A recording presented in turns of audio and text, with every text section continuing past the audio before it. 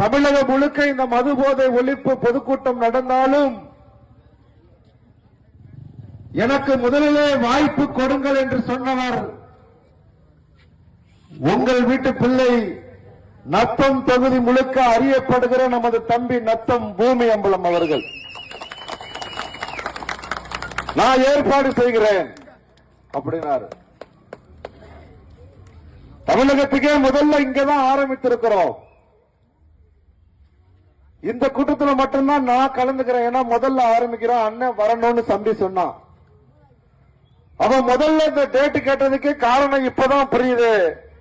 முதல்ல ஆரம்பிக்கிறான், அண்ணனை கூப்பிடலான்னு முதல் டேட்டை கேட்டான் போல இருக்கு தம்பி.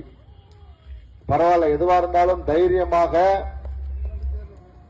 இந்த கூட்டத்தை ஏற்பாடு செய்து அதிக அளவில் தாய்மார்கள் இதில் கலந்து கொண்டிருக்கிறோம்.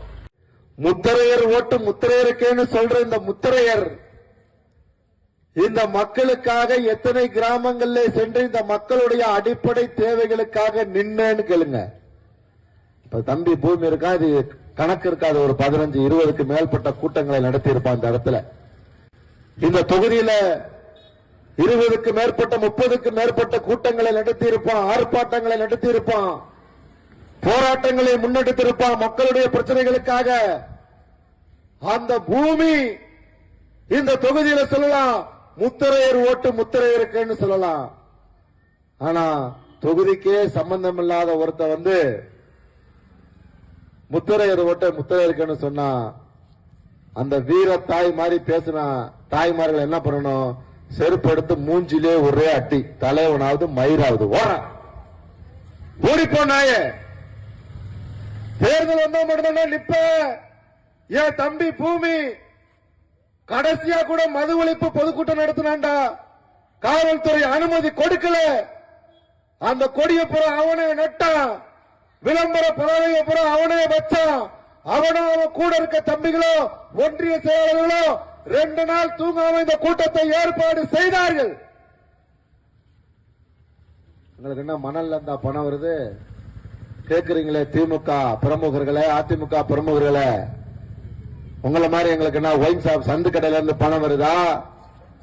லாட்டரி சீட்டு விற்க விட்டு அவன்கிட்ட இருந்து பவுஸ் வாங்கிக்கிறோமா? அல்லது மலையை வெட்டிட்டு கொண்டு போங்கடா எங்களுக்கு கொடுக்க வேண்டியதை கொடுத்துருன்னு சொல்றோமா?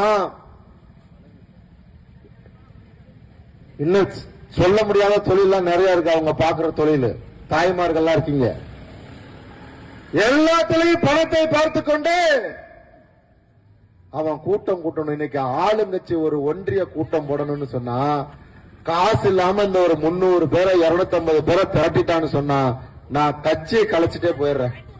யாருக்காவது பணம் கொடுத்தமாமா? யாராவது பணம் வாங்கினீங்களா? அவங்க சொந்த செலவுல வந்திருக்கும். எப்படி பணம் வருது? வெளிநாட்டில இருந்து வருது. வெளிநாட்டில இருந்து எங்களுக்கு கொட்டுறாங்க கோடி கோடியா. ஐயோக்கிய ராஸ்கல்களா. ஏல